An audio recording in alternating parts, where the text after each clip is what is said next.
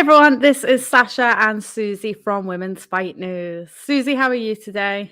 Yeah, good. You? Yeah, not bad. Not bad. I'm a bit tired, but I think I say this every week. So I'm just going to change my expectations on how I'm going to feel on like a Sunday or a Monday, and then I'll be fine. It's the joy of the boxing life, though, isn't it? Like boxing, but then on top of That's it. I know, to go to a concert. It's just a lot of driving, I find. But you know what? It's fine because, if I was to sit still and not do anything all weekend, I would moan and complain about that. So it's like you just can't win. Obviously, we didn't do it last week, so we're going to catch up a little bit on fights about 2 weeks ago. And obviously, there was quite a lot that happened this week as well. Let's start with Chloe Watson because she was like the talk of the town after that fight. What did you think of it? Brilliant. I want to just touch on about her performance, which was brilliant. We discussed this already in private. It's the actual show. Yeah. And what we thought of the presentation and the promotion of the actual show, because I think what it's led to is actually Chloe being more of the talk of the town by the way that the show was set up, wasn't it? Yeah, definitely. It's worked out definitely in Chloe's favour because I must say I wasn't overly impressed at all by the whole setup of the show. It's rare that you would see a show in Liverpool so empty.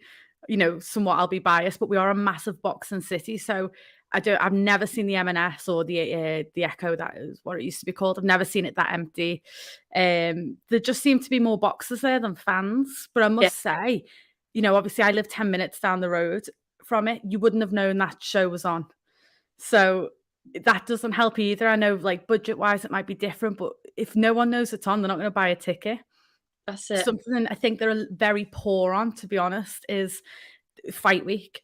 Like, it gets to the day of the fight, and I have no idea who's fighting at what time, and whether it's on YouTube, whether it's on Channel 5, I don't know the running order. Like, nothing comes out. It's like they keep it a secret.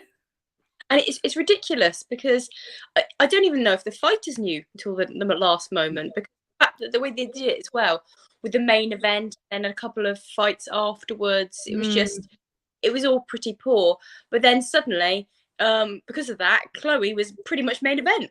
Yeah, it just worked out so well for her, and I'm so pleased for her because she deserves it. And what a performance as well. I'm so happy for her. Yeah, she stole the show, didn't she? So, yeah. Sorry. I was going to say she's developing already such an amazing pro style. She's only 3-0 now. Like, you feel like she's been around the game forever in a way. She doesn't look. I know she's had a fantastic amateur, pedigree, but she doesn't necessarily look like she has. She looks like she was just born to be a pro. She was born with that style and very entertaining to watch. And such a nice girl as well, which I always think helps a million miles, doesn't it then? Definitely. And like you say, she's just very pleasing to watch. She's exciting. Yeah. You see her getting in there, getting some rich, just coming forward and getting those accurate shots. And you're just like, she's just going to get better and better, and she's going to definitely be a superstar of the sport. Yeah, she really is. And what I loved is how many pro boxers were tweeting about it as well. It wasn't just fans who were just amazed and kind of in awe of what she'd done. Everyone was talking about her, and you kind of forgot who the main event was. You forgot about maybe the bit of the shambles of the whole event, and it was all about Chloe, which was just so perfect because, like you say, it wasn't meant to be, and their setup's very strange how you've got the main event and then fights after. But Chloe Watson, in theory, to me, looked like she headlined and she performed like she was headlining. So fantastic. And Ricky Hatton and the rest of the team are doing just an unbelievable job with her.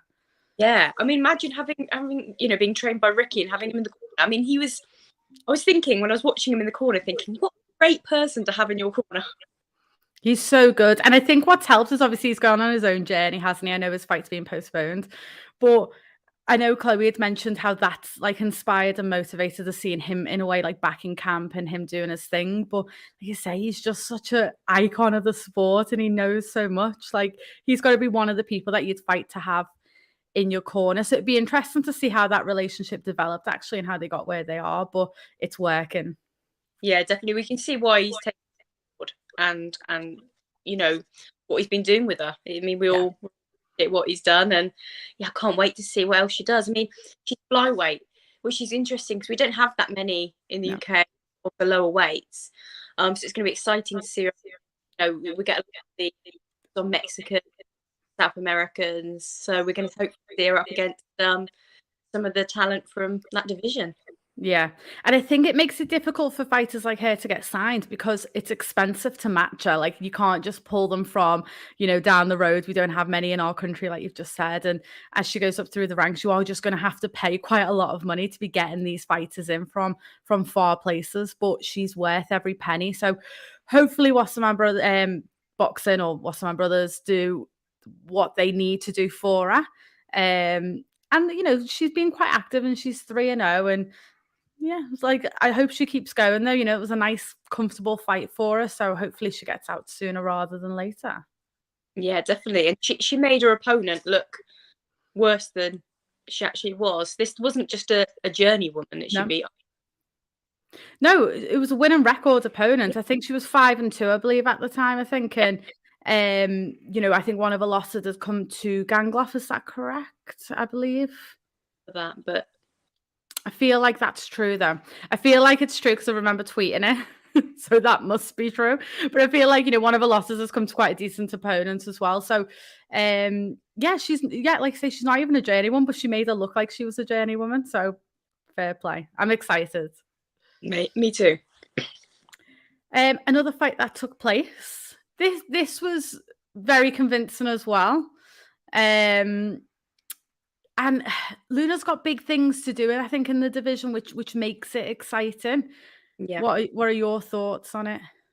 Well, my thoughts, first of all, just generally on Luna, is that I've been disappointed so far since she won the belt against Mariana Juarez. I mean, first of all, what a performance against Mariana, because, Mariana's a legend of the sport, held the belt for so long. And then she comes along and convincingly wins and beats Mariana up.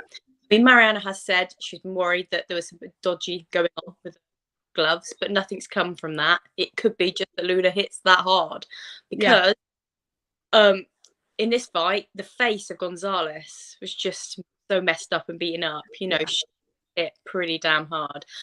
But yeah, like I said, I was disappointed that she hadn't been doing more since then. But she's now coming out doing a bit more, so hopefully she'll get a bit more active. Yeah. I'd like to see her face some unification fights. Really, now she's done this fight. This was kind of a revenge fight for her, wasn't it? Because she got beat. Person beat her in 2014. She's come out, smashed her, beating her up. Literally, yeah. Yeah, scorecards were literally like 99, 91 for two of them, 92. So convincing win. She is just a force to be reckoned with in bantamweight. But now I'd like to see her go on to face people like Thorsland, Ebony Bridge, and get some of these big fights being made. Yeah, because that division isn't short either of one champions or just solid opponents in general. So it's unfortunate that she's not being active. Like I say, she's a huge hard hitter. So could you imagine like her against Ebony Bridges? What they'd both come out looking like at the end of the ring, because at the end of the fight, because they just stand and trade. And then, like you say, you've got Dina Thorsland, you've got Jamie Mitchell.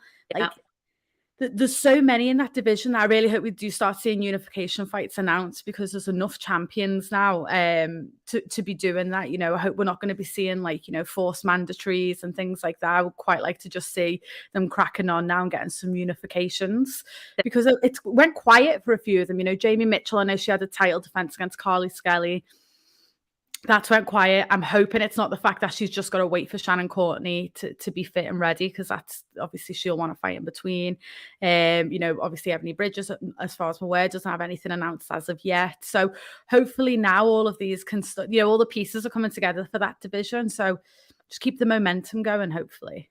Definitely. I'd love to see her fighting, against these other people, not just in Mexico, against challengers, Well, that's it as well. Like, grow her fan base as well. Like, come to the UK. Like, they say you've got Ebony Bridges who will fight here. Jamie Mitchell loves fighting in the UK. Like, bring her to the UK and get her name out. She's such an entertaining fighter. I think people would fall in love with watching her straight away. And any of the champions that she fights in that division, it would be an unbelievable fight. Yeah. And that's what I like about this division, actually, is that everyone's kind of somewhat on par. In some divisions, I feel like you can have champions you just know outright. We'll say featherweight dead quick. Amanda Serrano, I'm going to tip her to beat most people. In bantamweight, what I quite like is a lot of the fights could go either way. And that's what excites me, because that's a true division then, where they are true champions all at that same level. Yeah, definitely. It's some really exciting nights ahead. Yeah. Like you said, as long as the fights get made. I know. Well, that's always the worry. Someone else, though, Mellisa Parker. I mean, I'm just so happy to see her back in the ring. I know she said, I feel like it was a long time ago, actually. I don't know, it was last year maybe, that she said she'd had enough of boxing. She was having problems, I think, with a promoter or manager, couldn't get fights. But she's back. I'm so happy. So am I, because I love her as a personality and in the ring. I think she's brilliant. She brings. So I believe she's signed with Split T now. Brian Cohen, and who a lot of the ladies in America are signed with. Yeah. So now she's signed, she can get some of these big fights lined up, because she's been so avoided.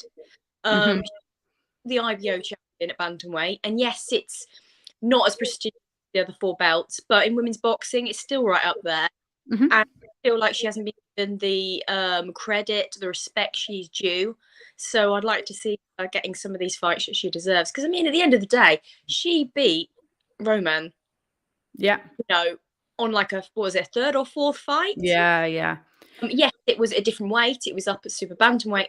But still, she did that. And, I just think she's such a talent. It's such a shame she doesn't fight and get herself out there, because she's just brilliant.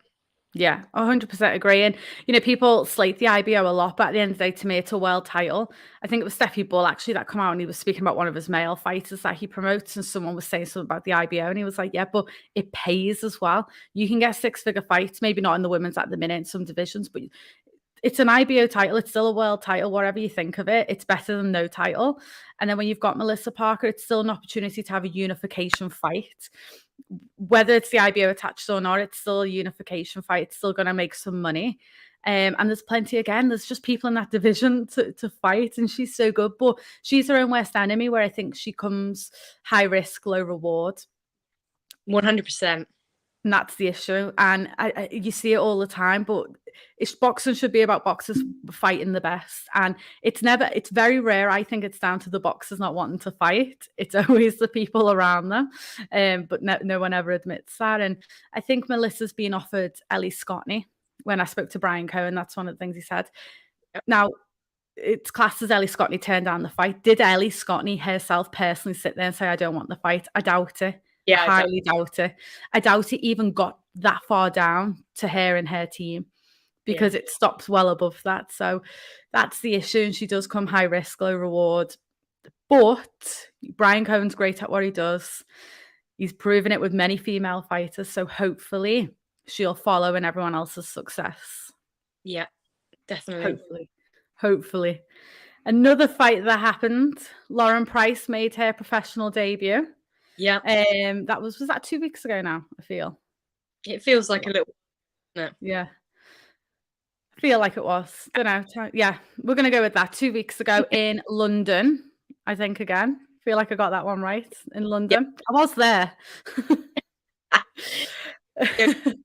One of the arenas that you like. You say you like that arena. Oh, I do like that arena. It's just great for parking. It's dead handy for me. So, yeah, it was there. And I think, again, my memory's awful, but I'm sure she was like co-main in the end. She was quite late on. Was it Wembley, actually? Sorry. Yeah, it was it was the SSE Arena, Wembley. I remember now. That's the one I like. That's my favourite one in London. But, yeah, she was on very late, which was great to see. It was a big crowd there for her. She obviously got tons of support. I'll talk about what people said on Twitter and stuff, but I really enjoyed it. Like, genuinely, thoroughly enjoyed it from start to finish. It was one of my favorite, debut fights that I've watched. I just loved it. But so many people didn't agree with me, and I don't understand. Do you know what I feel it's down to? Because I've been thinking about this. Because for me, I thought she was brilliant too. And the way when she lets her hands go and does the combination, I can see a bit of Katie Taylor there. Mm-hmm. About many fighters. So I feel like, I thought for a debut, fantastic. Yeah. But obviously, Boxer are trying to compete with people like DAZN. Oh, not DAZN, sorry, Matchroom. Yeah. The other, sorry, other promotions. So they're trying to build their star, their female star. And they've attached to her like they want to make her. Sorry to everyone, I've got a bit of a cold. Happens to the best of us. Slightly dying here, I'll say. So I feel like that they want her to be the next Katie Taylor for them. Yeah. So they've just really, really bigged her up, put her on a pedestal. Yes, she does deserve a lot because she is, a gold medalist. But they really, really pushed her to the extreme, to the point where I think people are expecting her to be a finished product. Yeah.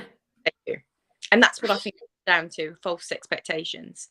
Yeah, a little bit like false advertising, isn't it? And it's no disrespect, is it, to Lauren at all? No. Because to an actual boxing fan, because actual boxing fans, I think, were raving about Lauren. I think it was a casual fan, like you said, thought she was going to come out, knock the girl out. But what do I say every week? If you do that, you get in trouble.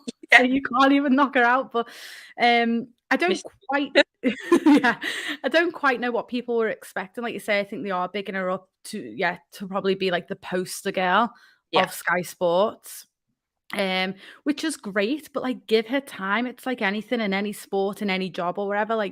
Give her time to learn and develop. She was a great amateur, but it's a different game. I really like her style, actually. I think she's adapted fairly quickly to the pro game. She's a typical amateur in the sense that she headhunts. Yeah. But that's always happening. That always happens. And I feel like the first handful of fights that happens, and then slowly it kind of clicks, that they can move up and down the body. But for me, her power, but it's her hand speed. For me, and that's what you mean. It reminds you of Katie Taylor. That hand speed is something else for me. And I really enjoyed her opponent, actually. Now, her opponent's not usually that weight, but I think she would cause a lot of problems for other girls in that division. Genuinely think she would cause some problems. She come very game. She come to cause an upset. Yep. And I say all the time, if you go on and you do well against these girls, you'll be invited back. Matchroom and Boxer are just notorious for it. They just recycle the same girls all the time. So you just put on a good display, and your payday is kind of sorted at the end of the day. But I don't think that, I can't pronounce her name, unfortunately, but she's no journeywoman in my eyes. I think she could go off and actually, would she ever be a world champion? I don't know, but she, respectfully in her own way, could win some titles. And like I say, she would cause a lot of fighters some problems. Definitely. Yeah, she was definitely not a journeywoman. She's Iceland's pro fighter. So she was out for something to prove. Yeah. Hungry fighter. So Lauren did exceptionally well against that. Yeah. And for the people that say there was a little bit of murmurs about the weight difference, it's a case of Lauren didn't fight at her weight in the Olympics and in the amateurs. She was weight. This is more her natural weight. So there isn't some big issue about a weight discrepancy. Yeah, Lauren did probably come in as a bit of a bigger fighter, but it wasn't as dreadful as some people make out. I don't think it looked, like I say, I was there ringside as well. I don't think it looked particularly mismatched at all weight-wise. If I hadn't have known prior that they normally fight, or she normally fights at a different weight, I don't think I would have given it a second thought. Someone like Lauren at welterweight, I think she could probably move down more in the future. She's not like the tallest of girls, and she looks in great shape. But I think as time goes on, I think she could, if she wanted to, possibly move down. But I suppose there's no need to. Welterweight's a great division. It's open. Anything, like we'll talk about it in a bit, but anything around these weights now is kind of just game for anyone. So to me, it wasn't a massive weight issue at all. I don't think, and it didn't make a difference in the fight, in my opinion. The result would have been the same. So, but for me, it's solid debut, and I genuinely enjoyed it a lot. Yeah, unlike others, but can't please everyone. Let's move on to Karriss. Obviously, they are a power couple. Yeah. Now, something that bothers me a little bit with this, I love the power couple thing. You don't see it often in boxing. They're very, like, obviously open about the relationship. I love all of that side of it. The thing I just do not like, and I thought Sky Sports done it a lot, was like they were comparing and each other and like their careers and their fights. And it's like, I just worry a little bit with this power couple thing that they'll lose their own individuality and their own journey. Karriss, who kept getting mistaken, kept getting called Lauren on the fight week build-up, which was winding me up, so I don't know how she felt about it, was like, oh, Lauren's had her fight 2 weeks ago. Are you going to try and outdo her? I was like, what type of questions? Why is she going to outdo her? Like the different weights. One, they're a couple, so I'm sure they want the best for each other. The different weights, they are different fighters, different human beings. And that's my only issue, is I really hope we don't get caught in the whole, the one person. And we forget that they are just individuals and they are who they are.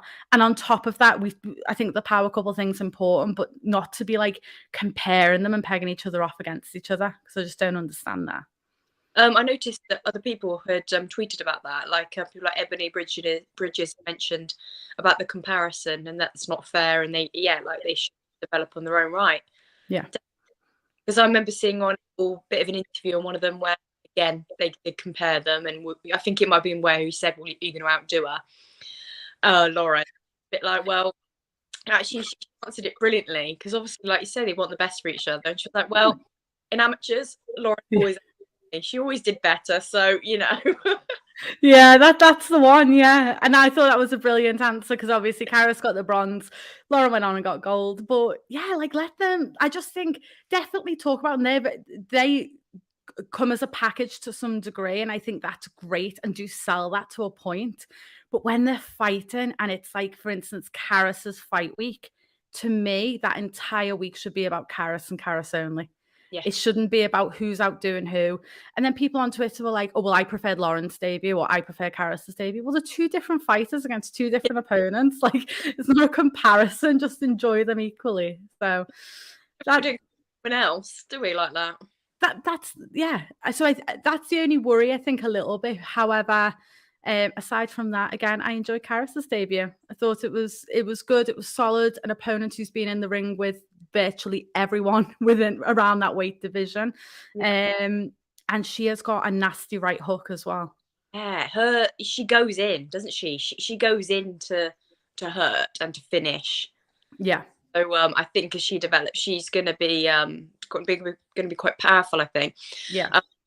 So when I interviewed the Pink Tyson, she said Ibarra, she was the one that used to hurt her. She stabbed it afterwards. So Karriss can hurt, I think. Yeah, she is one of the stronger punchers, isn't she? Definitely. You can tell already, like I say, that right hook, you could just hear it land. It was brutal. Again, I thought a little bit guilty of headhunting. Yeah, I think there was one round, I think it was one of the middle rounds, where she went to the body a little bit more. But if she gets that right hook to the body, I think she'll be stopping people, because it just looked brutal. So I did enjoy it. And I think what's exciting, we talk about Raven Chapman a lot. She's very powerful. So, give them a year or so, or 2 years, when they've both developed even further in the pros. That could be a huge fight for me, especially if they continue to maintain the power that they both have. But can you imagine that'd be the battle of the hooks? Well, it would be, yeah, it'd be brutal. And it'd be one that you'd be quite convinced it wouldn't go the distance either. It'd be But yeah, for me, yeah, I really enjoyed Karriss's debut. I actually enjoyed the whole show. It was called Breakthrough, and it was obviously the majority of fighters were fairly new. Some have been around a little bit longer, but not on a massive promotion. And I just liked the whole night, actually, apart from it was quite cold in the arena. So, apart from that, I genuinely enjoyed it. I thought, again, I got a lot of hate on Twitter, but what people have to remember is boxers like a new promotion. It gives them time to develop their stable. A lot of their fighters are fairly new to the scene. Whether they've been in amateurs or not, or maybe they've had a few fights on, small hall shows, they're still fairly new. It takes time to obviously develop them. Not obviously just in the ring, out the ring, the whole business side, that all takes time. Mm-hmm. So I hope people give it time, because, like I say, I got a little bit of hate the show, and I thought it was really good, actually. And I like the concept of it, putting all of these, in a way, breakthrough fighters on the one card. I think it was brilliant. And also, they they've not advertised it as anything but that. They haven't just tried to close their eyes and go, this is the with the brilliant talent, you know. But they genuinely said this is the breakthrough show. So what more do you ask for? That's what I mean. Like you say, they've not even like lied, have they? They've not said like, oh, so we're selling this as a pay-per-view because we've got these. Do you know what I mean? Like they're all fantastic talents actually that were on the show. I really enjoyed it. But like I say, yeah, give them time to develop and then they'll be big sellers. But it sold well. It definitely sold well. It's not the biggest of arenas. It's quite a funny shape actually, but because I've never been before, but it sold very well, which I think is always a great start when you're developing a stable and you've got these fighters and they're clearly selling tickets. And, you know, Karriss had a lot of support there as well, as did Lauren the other week. So it seems to be good. Another fight. So there's just so many different words with this fight. Like, one, so disappointed in Alma Ibarra. So I tipped it being very close because actually I knew they had very similar styles as we saw in the 3 rounds. Like I was getting dizzy watching it. It was just like non-stop and the arms were swinging everywhere and there was holding. But I thought, oh, Alma could cause some problems there with that nice long jab. Yeah. But she just gave up. Didn't use the jab. she just rocked up, swung her arms a bit, sat down, didn't get back up. Yeah. I could have done that. How much is she just being paid for that? And I know people have now come out and said she was weight drained. She is normally at a bigger weight. Yeah and no, I buy that. Like, okay, fair enough. She might have been weight drained. One, don't take the fight if that's the risk. Yeah. Or there's obviously been an issue in camp for you to be that weight drained. But I just believe regardless, you're there now. Do you know what I mean? If you drained, you're drained because now you're there. You've done the hard work. You've done the camp. I think to give up and not come out, very poor. Mm. You don't agree then? Well, I do. I don't. You know, I love boxing and I want to see some fighting. And you're there to be a fighter, you know, and of course we love the fighters like the Rocky style. You go out in the field, fight to the end. We all love those characters. On the other hand, a bit of me, I think about the fight, but like had Leandra, in Scotland, so at the back of my mind. And then when I one song, no way, Ibarra was going to win. How she came out with a complete game plan. She wasn't getting, and she was just getting battered. So I can sort of see that point of view where she was like, why am I going to go battered in the head for another, you know, more rounds and risk not going home to my kid? I can sort of see that. But again, like you said, level they're at. This is supposed to be the undisputed top versus the best. It shouldn't even come to that where you'd need to quit. She should have been conditioned enough to be able to go for it all, not battered. So I can sort of both sides. Yeah, I mean, because that's the thing. She had an eliminator for this. That's why I'm not 100% convinced with she was, you know, drained, because she's had an eliminator to get to this point.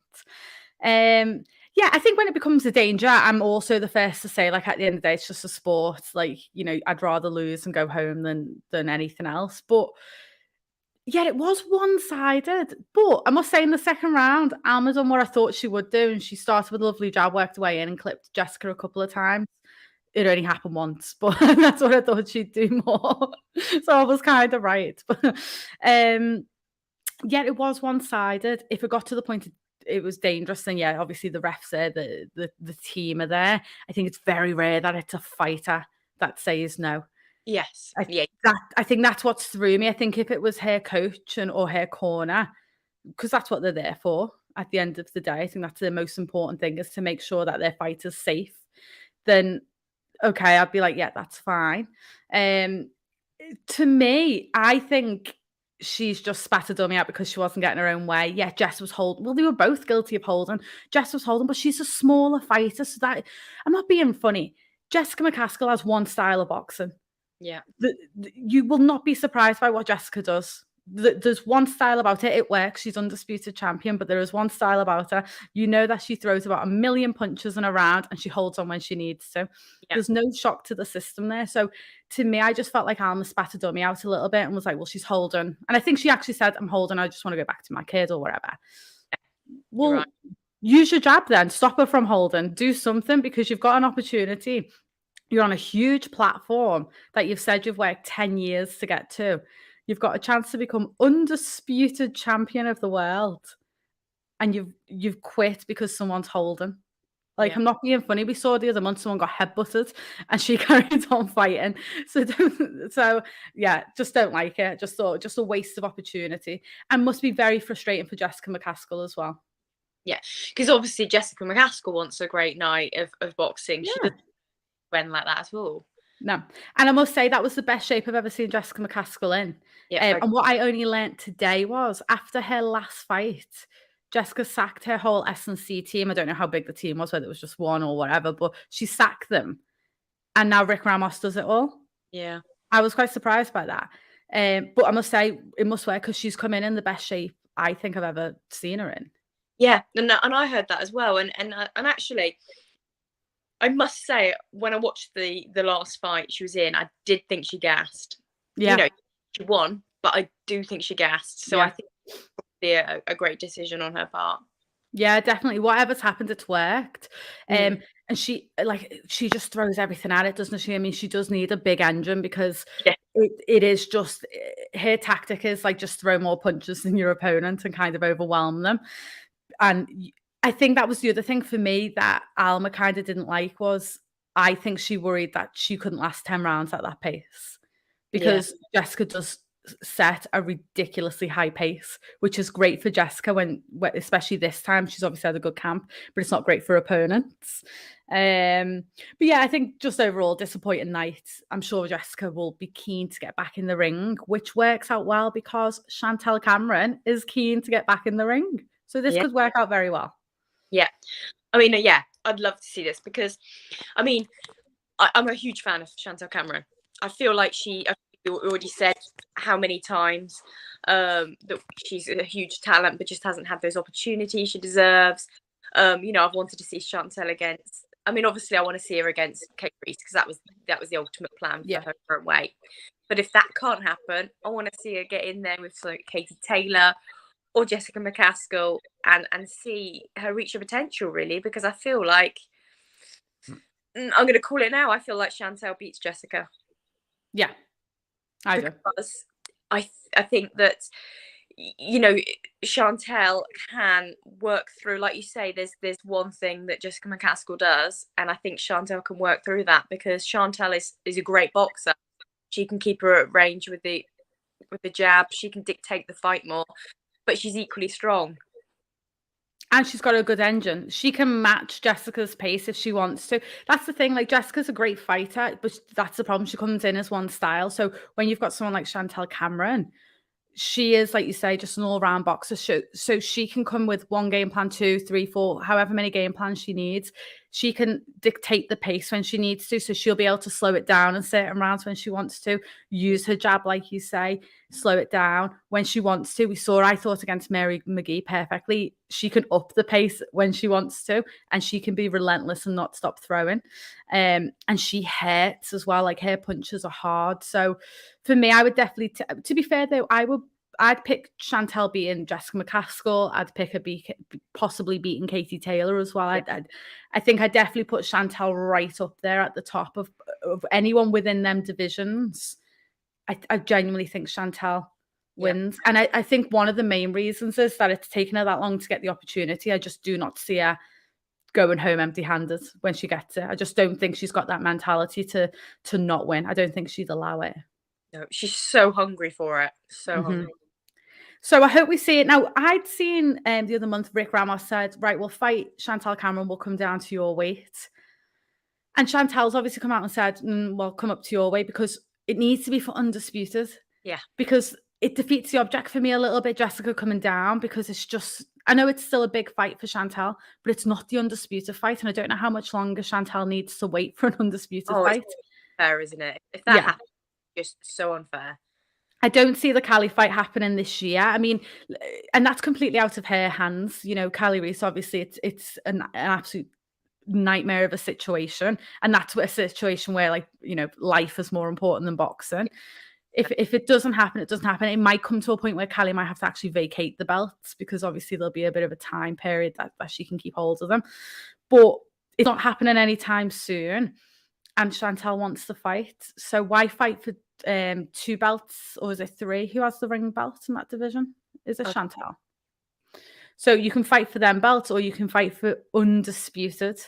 Yeah. It would make no sense to me for Jessica to move down. And it's not where the money is either. It wouldn't make the same money. No. So No. Yeah. But I just, I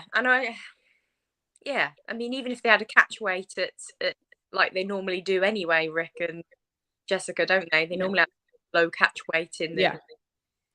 I mean, Jessica's not a 1/4. She's not a welterweight fighter, Jessica. She's a small, like, I think even Eddie Hearn tweeted this, she's like a small girl beating the bigger girls up. And that's that's what she's doing, because she was the same as, you know, like quite a few fighters now. If you can't get a belt in your division because the fighters are tied up, you've got to move divisions. Jessica done it. She beat Cecilia Brackhouse and then beat her again. And now she's undisputed champion at welterweight. Chantelle Cameron can easily move up. Easily. There's absolutely no issue there. And then it's not even an unfair, it's not even like, oh, Chantelle's moving up to fight a welterweight fighter, because Jessica's not a welterweight fighter. They'll be very matched in that sense. So to me, that makes sense. And we both met Jessica as well, and both said how tiny she is. She's teeny tiny. Like, I don't know how she makes welterweight. Like, fair play, but she is teeny tiny. And like, that must show actually why the strength and conditioning is so important, actually, because it must be the opposite to being weight drained. And I know Amanda Serrano spoke about this a lot, making lightweight for Katie Taylor, how difficult it is to, in a way, bulk up, eat the right food to make sure you're gaining the right amount of weight, putting the right amount of muscle on without losing any of your strength, or your without using your speed and your hand speed and your footwork. And Amanda said how it's tougher for it in a way to be like moving up than it is to move down.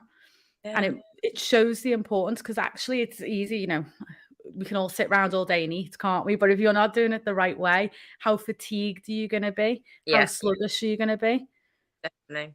So it mustn't be easy for Jessica to be at that weight naturally, because I actually think she probably walks around lighter than welterweight, because she is tiny. And, you know, expect her more for what she's achieved, you know, definitely thinking to be in there and be so dominant and strong that way. So I definitely hope that's a fight that's announced, and it's announced soon. There's going to be a lot of big fights being announced. I've got a feeling over the next month for the back end of this year. So I really hope that's one of them. Like I say, they're both hungry to fight again. Obviously they've both fought recently as well. So it's kind of like the stars are aligning, like timing is right for that to be their next fight. Someone else who done very well, and everyone was talking about, Mary Spencer. Against Chris Namus. I've heard rumours, you know, like about her coming out of Canada, saying about how great Mary Spencer is, but I feel like this is like where the rest of the world has noticed him. Yeah. You know, and said, actually, I'm going to rely on her. She was, wow, yeah. I was just so impressed. Like, I was like, because obviously time difference, you know, I like to be in bed by 9, so I didn't watch the fight live. I remember waking up, first thing you do is go on Twitter. That's a healthy thing to do.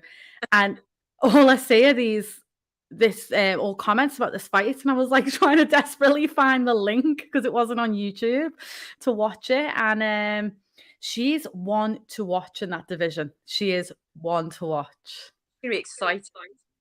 Yeah. Because, you know, that's knockouts for all fights. Yeah. You know. And it was the same opponent that Tasha Jonas faced for that world title. I think that was quite interesting, because that's a fight I would then now like to see. So, and it was interesting to see. Obviously, I think Tasha, was it round 2 for Tasha? I think. And then this was the dispatching first round. So it's interesting. You know, so that level Mary Spencer's at already. Mm-hmm. That's the fight that got a world title on. This is it. And it's a very exciting division, isn't it, in general? I mean, I actually completely forgot, we've got Cecilia Brackhouse in the division. Yeah, I know. She's fighting in a few weeks, I think. I actually can't remember the date for that. And there's like a round robin tournament, isn't there, going on? And I still can't, like, I'm not even going to try and explain it because I don't understand how a round robin works in boxing. So, like, I don't know whether it's because they're not calling it an eliminator for a unification. They're calling it a round robin. So is everyone fighting everyone, even if you lose? Oh, I have no idea. So I was reading, I was like, a round robin, like, you know, in tennis, we always have round robins. Everyone plays everyone. It's all nice and friendly. I didn't know a round robin was a thing in boxing. But that's what they're calling it. They're not calling it an eliminator. So all I can think of is there's three of them that are fighting each other, but then doesn't make sense because everyone could beat everyone type thing. Yeah. So I don't know what's going on there. So I don't want to confuse it even more. No, and then I've heard that Femke Hermans is coming down as well. It's just it feels like the division, everyone's gone, right, this is the division right now. It's funny, isn't it? Because it was a division that a lot wasn't happening. I know obviously Clarissa won some titles and obviously she had to vacate them. She is still Ring Magazine champion. But there wasn't tons happening. And then it's like slowly we're creeping in and Hannah obviously got her titles and there was a couple more. And now it's like Tasha Jonas was like, well, I'm going to move up. I'll have that one. There's a couple of others rumored that we'll talk about in a minute. Well, I'll move up and I'll have that one. And like everyone's just thinking, I'll go to that division, which is great because there's probably now 5 or 6 fights that you could make that are very high level. Yeah, it's really exciting. And I was even thinking after we were just talking about Chantelle and Jessica facing each other, I mean, the winner of that can then just move up again. Yeah. Oh, you know, I don't see why not, you know. So I see it as Chantelle. I reckon they'll win. So I don't see why Chantelle can't then move on up again. And there you go. You know, why not? It's definitely an exciting division. I mean, we'll talk about this one first, and we can move back to Mary Spencer because obviously we've got Hannah Rankin, Terri Harper. Now, first off, obviously it was rumored it would be Hannah Rankin, Tasha Jonas for a like all British unification fight, super exciting. And then obviously drama happens and it unfolds and nothing can be agreed and there's a problem with the date. And then Tasha and Hannah have apparently agreed it amongst themselves, but that's not how boxing works. So that didn't happen. Yeah. And then all of a sudden. And Tasha gave that deadline and said, you've got a deadline. Which I don't think that was the right game plan. I think if she had another opportunity, I think she'd take that back because Hannah Rankin seemed very pissed off with that and I think she'd literally come out straight away, was like, you'll see what happens if you give me a deadline. And I don't know whether that's what's kind of like pushed her over the edge. Because obviously, I feel like that would, because she's obviously had a counter offer. Now, I've been thinking about this. We're obviously super excited. If this is to happen, if this gets signed off and we see this fight, when I first heard it, I remember messaging you and I was like, oh my God, it's huge. I can't wait. And then obviously a couple of us, got put it on Twitter. No one else is excited. We were like messaging loads, weren't we? like Christmas Day. Literally just forgot our whole life. I think I was meant to be like cooking dinner at the time. I was like, leave that. And then spent like the next hour texting. Yeah. You're like so excited. My only thing is that I wonder, because I don't understand why people aren't excited by it. My only thought is that because it's just a rumour, that people aren't jump on board until they know, because it is such a jump up for Terri. Maybe that's going to be true, and that it's just a rumour. So I'm hoping that if it does get announced, that then we'll start to see people getting excited for this one. Yeah, I mean, people, whether they're excited or not, they will be on the night because it's going to prove to be an amazing fight. I was just surprised, but like you say, I think it was the fact that people don't know whether to believe it or not. And also, I don't think people because I know I don't think people like being like thrown off guard. So we all had in our heads, it was Hannah Rankin, Tasha Jonas. If you throw something in the mix, everyone's like, oh, I don't like that. That's not what you told me. So I don't know whether that's it. And if and when it gets announced, then everyone will be like, okay, it's quite a good fight. Because everyone was like, oh, Terri Harper moving up. Tasha Jonas moved up from the exact same weight, so I don't quite get that bit. And in fact, she jumped up from a lower weight, really. Yes. Moved up to lightweight, so it's less of a jump. The thing is, for me, I mean, Terri's tall. I never realized, like, she's actually very tall. She's so strong. She's like super muscly, and she's got an unbelievable strength and conditioning coach. So, like I was saying before about, I think moving up must be quite tough. Yeah. There'll be no drama there at all. Like, she'll be able to move up very well. She always says how she likes her food, so this is perfect, because I know I got the impression she didn't like draining for the super feather. And when people go, oh, she's moving up from super feather, that was not her natural weight anymore. That was very clear to see she was not a super featherweight fighter at all. So it's not a massive jump. She can clearly do it. And why would she sit in lightweight when the world champion is tied up for fights? Like, you're not getting the opportunity. I'm sure they would have snapped Eddie Hearn's hands off if he said, you know, Terri and Katie Taylor can fight. I'm sure they would have said, yeah. Definitely. But that's not happening. I think Katie's tied up with a number of MMA fighters. So that's not happening. So what's she sitting around waiting for? Are you just going to keep doing what type of fights is she going to get? Yeah, exactly. And I said that I think she's jumping up less than what Tasha does, but actually I forget that Tasha obviously was against Katie Taylor, which would have been lightweight in that. So it's kind of similar. Yeah. But like, she sees that, you know, she's seen that Natasha Jonas has done it. She isn't weight drained. She had the power. So she can do it. Why can't, you know, Terri do it? And what a rematch that would be at that weight. Because if someone just said that. You know, Rankin's a great champion. So Rankin and Terri fight. If Terri, then, you know, potentially it's a rematch between Terri and Jonas that everybody's been asking for, but at the higher weight. I mean, that would be huge. I think that'd be one of the biggest fights in British boxing, because not only because of how good their first fight was, because of I loved the Steffi Bull and Joe Gallagher back and forth. Like, I want to see that fight just for them too. But I think that would just be a massive fight, because I think the build-up would be unbelievable. Obviously, it's a rematch, and then you're fighting for a unification. Like you say, you can't overlook Hannah Rankin at all. And you know what bothered me actually on Twitter? Some people are like, oh, it's a rubbish fight. Hannah's not even a proper world champion. And I was like, are you all okay? And like, I can't, like, quite a few people said that. I was like, she's a two-time world champion. She's a world champion. You can't say you can't have someone who's a world champion who's got belts and then go, she's not even a world champion. It's like, what are you? Like, what are you doing?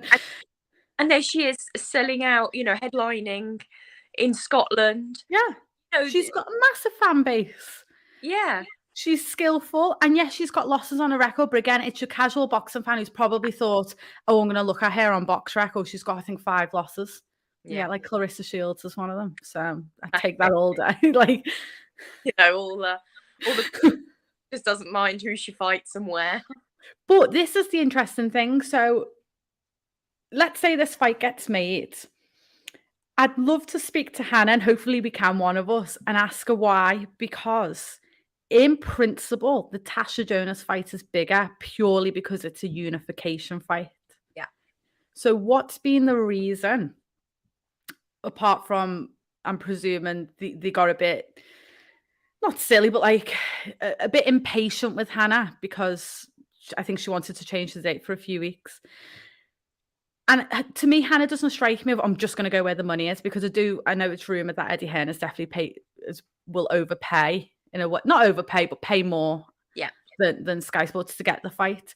But she does strike me as a fighter who wouldn't necessarily be bothered by that. It would be more of the opportunity. So I would be interested to know what was the sway in her going to Terri over Tasha.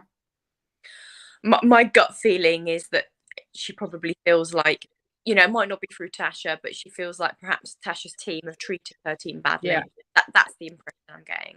That was my thought process of I think there's been quite a lot of lack of respect. I'm not saying from Tasha Jonas directly, but from whoever.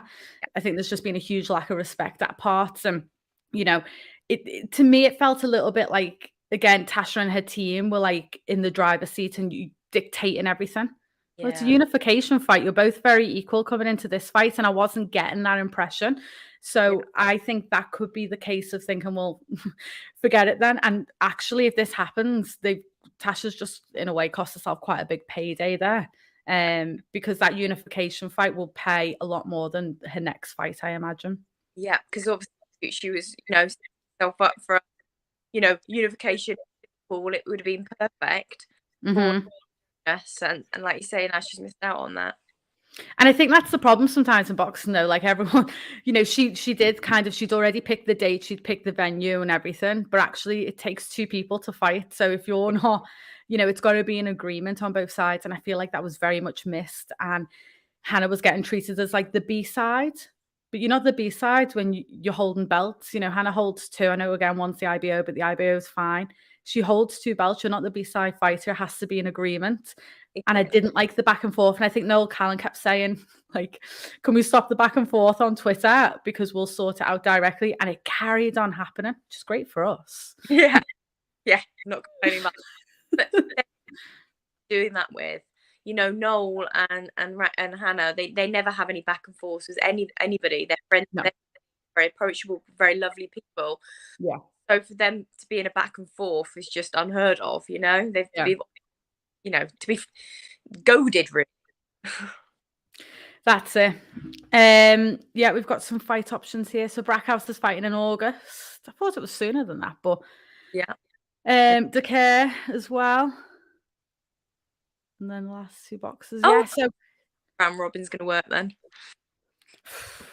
I don't like the concept of a round robin, but in some way at least they're all fighting. But it's just, for me, it's an exciting division though. It's now becoming one of my favorites because there's so many coming in. And remember, Clarissa Shields can make that weight. She could just jump back in there. I suppose what she can do is just sit back, watch it all unfold. Yeah. Then whoever becomes the overall champion, she can then come in and fight. That's like, so when you've got the pound for pound equal number one, she's always on par with kind of Katie Taylor, and in the back of your head, gosh, she can drop in this division anytime and challenge me. That makes it very exciting. But like I say, I'm loving the fact like someone like Terri Harper's moving up. You say there's always a possibility of someone like Jessica McCaskill could possibly move up, Chantelle Cameron. Someone else has just said about Jessica McCaskill. Yeah. A good fight for Tasha Jonas. I still want the Chantelle Jessica first. But there's just so many options. I love it. And I do love it because Katie has the belt at lightweight, and that's held a lot of fighters back over the time. So now that they're all comfortable to just think, well, fuck it, I'm just going to move up and get a title. I love it. And talking about other fights, because we were going to come back to it, Mary Spencer. Yes. We discussed how a nice fight for Natasha Jonas might be Mary Spencer. Well, I think it's ideal in the sense of, again, it's like the stars have aligned. Both of their last fight was the same opponent. Yeah. Mary's due a world title opportunity. I'd like to see that fight. I think it would be very close. Yeah. It would be a big hitting fight. Would it go the distance? You don't know. And they're the fights that I think we need in women's boxing just to shut the dinosaurs up of, women don't have power and all of that. These are the type of fights that, especially in these like slightly bigger divisions, now we're seeing hard hitters. That makes it even more exciting. So for me, I think this is the fight that Tasha will have to look for, because I think everyone else is kind of tied up now in the division. Obviously, you've got that weird round robin. Hannah's obviously, I'm very bitter about that. Hannah's obviously, possibly having Terri. So it kind of leaves Tasha in a situation, which I think is unfortunate for Tasha. And again, she's now going to have a high risk, low reward fight. Yeah. She's going to have to, for a decent payday, she's going to have someone like Mary Spencer, who brings nothing to the table, but has every chance of winning the belt.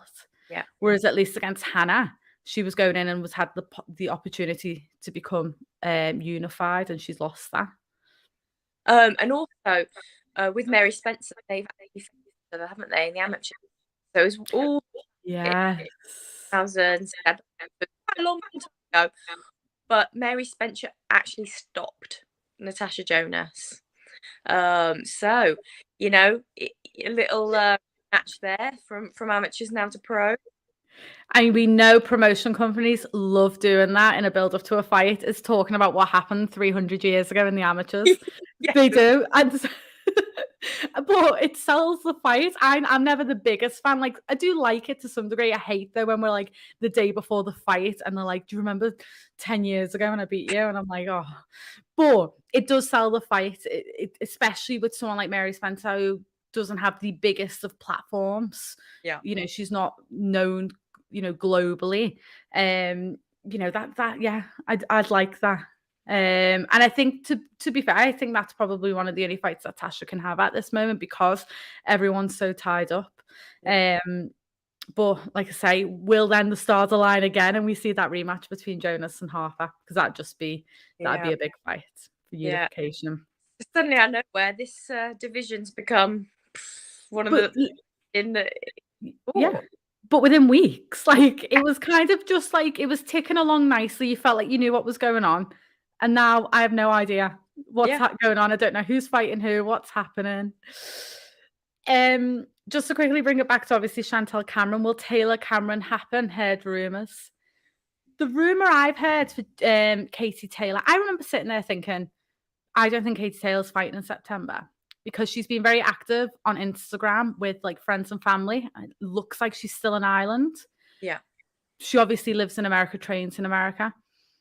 She is one of them. I've noticed that she has like a week, maybe 2 weeks off after a fight, and then she's back and just does not leave the gym. Whereas since that Amanda fight, she's still obviously, living her best life, and so she should. But for me, I don't think that she will be fighting in September because I just think she's one of them that she would have went home to focus by now. So the rumor I've heard is Cris Cyborg in December. I've now heard this, and I think it's probably the most likely because, like you say, it's getting on a bit to be September. Yeah.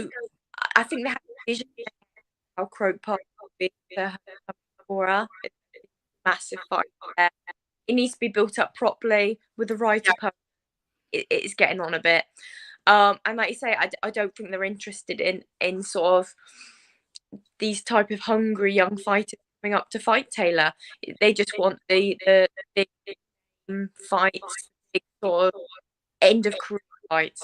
It's like they want the fairy tale ending, isn't it? It's and again, I don't think it's Katie Taylor. I think Katie would have taken the Amanda rematch, as I think Amanda would have if it was all simple. I think it was up to Katie. She'd take the Chantelle Cameron fight. I don't think any of it's down to her. She obviously must have some interest in the fights like Cris Cyborg because it wouldn't be entertained. But I say it all the time, it's an exhibition fight to me. If she's bored after retiring, like come back and do it all day long, and I'd pay and go and watch it. But I've got no interest at this moment while she's still like in a live career. I think it's a shame that the Croke Park fight won't happen. Like I say, it definitely won't because, like you say, they would be building it up by now. But the only benefit I think of that is, could we then see the Amanda fight next year? And are we all going to wait 12 months to see it? Now I've been thinking of this. And I wouldn't mind because I think now that we're not having the immediate rematch with that, I'd quite like Amanda to crack on and just become undisputed in featherweight.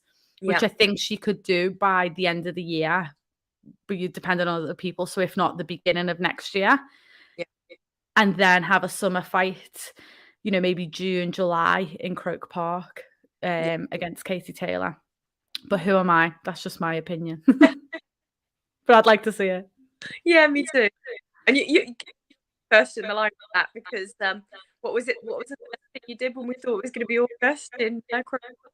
I booked hotels for every single weekend in August and September, ready for when that fight was going to be announced. And then I had to sit there and go and cancel every single booking, which takes so long. It takes longer to do that than to book it. It took like 2 hours of my time. But you know what? It would have been worth it. Yeah. That's how exciting I'd love to see that fight again. I don't know if we ever will. Like I say, I think Amanda's concentration might be on just becoming undisputed in featherweight, which is fair enough. It's a natural division. She's been boxing a long, long time, and politics have got in the way of her becoming undisputed. So I think as soon as you get the opportunity, you just got to run with it, haven't you? You can't be waiting around.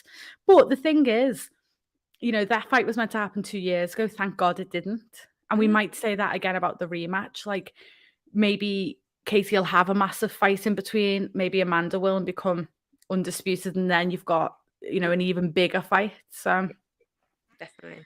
we'll see. Someone did just ask before we finished.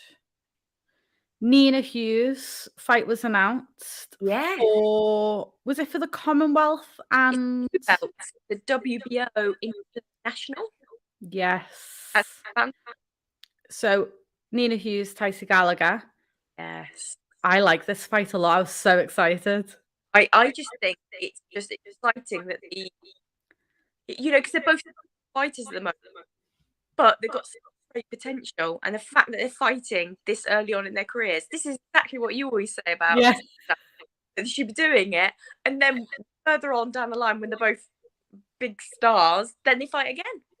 This is like my dream come true, like you say, like fight at the different levels, do it. One of you's got to lose, it doesn't matter. When you're in a 50-50 fight and you're fighting for like the Commonwealth especially, which is brilliant. Okay, if you lose, doesn't matter. You'll crack on, carry on, go in your own way, and then you might meet again at world level and then get your revenge. Like it just doesn't matter. And I really hope we start coming out of this thing of people like protecting that zero on the record, because just no one, I'd rather see great fights, and especially this at this level. We see too many walkover fights. We see too many journey women that are getting not really an opportunity because they're there to lose in all respect for titles like the Commonwealth. This is like a 50-50 fight. I love it. I'm so excited. That's it. And I'm interviewing Kanini tomorrow. So that interview should be out later in the week. So I'll ask her all the questions about this fight. So it couldn't have been announced at a better time. Yes, perfect. So if everyone keeps a lookout for that one. And Nina's such a nice person actually as well. And she goes under the radar, but I think will do amazing things in boxing. She's very talented. She stopped Beck Connolly very quick as well. And I think that was her last fight or the fight before. So she's got a bit of power. She's got great speed. I'm excited for this one. Really excited. I've heard such good things about both fighters. Yeah. So I've seen a little bit of Gallagher. She fought on one of the Unified Promotion shows. Yeah. Again, I don't know, like a few months ago or maybe quite a while ago. I can't remember now. But she looked very good there as well. So they're both very level. Yeah. And that's what excites me. Like you go and you're not going to know who's going to win, which is rare because I do think sometimes we're just seeing walkover fights and then you've got a title. And it's great because you've got the title. And I like that blueprint of, like the Commonwealth and international. But like fight someone really good. Fight someone at your level at this moment in time and properly earn it. So I'm excited. Yeah, no, I'm really happy about that matchup. Definitely. Do we know what promotion company it's on? I can't remember now. I couldn't tell you off the top of my head. I think it must be the one that Nina Hughes is always fighting on because she was the one that was due to fight for it, and it's Tysie that's now been added to the card. So I think it's probably hers. We'll tweet that out, all the information. It's going to be in Grays, so it's like the 30th of July, I think, in Grays in Essex. Nice. So hopefully there's a way for everyone to watch it as well, because there's so many fights that we don't get to see, because obviously I know they're not going to be televised, but there's like so many easy ways to get streams and YouTube and that now, and like it doesn't always happen. Like I feel like we miss out on so many fights, so we'll have to have a little look into that, and because I'm sure everyone will want to watch that one because it is going to be such a good fight. Definitely one. Has anything else happened this week? Is that it? Did we cover it all? I think we've covered enough, haven't we? There's been quite a lot going on, isn't there? I think. I'm trying to Twitter beef between anyone. It's been another busy week. I can't even think what's going on next weekend. I don't know if a lot's happening next weekend though. I'm trying to think. I don't think there is. I haven't written this. Usually I feel like, oh, it's midweek. Yeah. Midweek the schedule comes out so we can let you off. But yeah, I know I'm not anywhere next weekend. So nothing that I remember is happening. So, but we'll see, because you just don't know. Like hopefully by this time next week, we'll have the Harper Rankin fight announced. Jonas might then have a fight announced. Savannah Marshall, Clarissa Shields is rumoured to be announced this week. Yeah, looking likely to be September, but let's see. It's when I've booked a holiday, so no one thought of me. I risked it. You know what? I'm going to say something really negative. I have a feeling that fight will be postponed. I think it'll get announced, and I just have a feeling that we'll get halfway through, or maybe the back end towards the fight, and I have a feeling there's going to be an injury, and it's not going to happen. I hope I'm wrong, then. The thing is, it felt a bit like run up to this fight, hasn't it? Yeah. I'm really surprised. Yeah, I'm not sure. I don't know why. And I just think no one's convinced by it, because I just think, one, it would have been announced ages ago. There just seems to be issues. I know Savannah's had surgery. I've just got a funny feeling about this one. Like I said, I hope I'm very wrong. But again, this is a fight, I think, if it's going to headline, it really needs building up sooner rather than later. Not because it's not worthy of a headline, it obviously is, but for casual boxing fans and new people in the sport, this fight needs building up. We saw with Taylor and Serrano, they built it up months prior. So the fact it's not announced yet and we're going into July worries me a bit. Yeah, because it'd be brilliant, because I'll have these press conferences, these quite heated press conferences. It'd be excellent. I have to say, I may have booked a hotel in hoping, cross. It does go ahead. We'll see. This is our new party trick. So if anyone goes on booking.com and you can't find a hotel, me and Susie have probably booked it in a hope that there's a fight on. About the whole year, you know. It's so hard to get hotels sometimes, especially for media. Like, we find out quite late a lot of the times, like a couple of days prior. To get a hotel is so difficult. So yeah, I've just started booking them across the whole country every weekend. That's it. And then we don't need it. But yeah, fingers crossed that'll be announced. But I do have a funny feeling. I do want to be wrong about that one. But yeah, so I feel like something big's going to happen this week. I think we're going to have one or two fight announcements, because also here, Michaela Mayer, Alicia Baumgardner be announced. So maybe this time next week we'll have a lot of dates and venues for people, hopefully. Exciting. We'll see, though, because it's boxing and you never know. You're actually hotels. Yeah. Yeah. If we don't do the weekly roundup, we're just booking hotels, so that'll be why. Been a pleasure as always. Hopefully, we'll have some announcements next week. Something big going on in women's boxing. We'll see. Yeah. Okay, we'll speak soon. See you next week. Bye.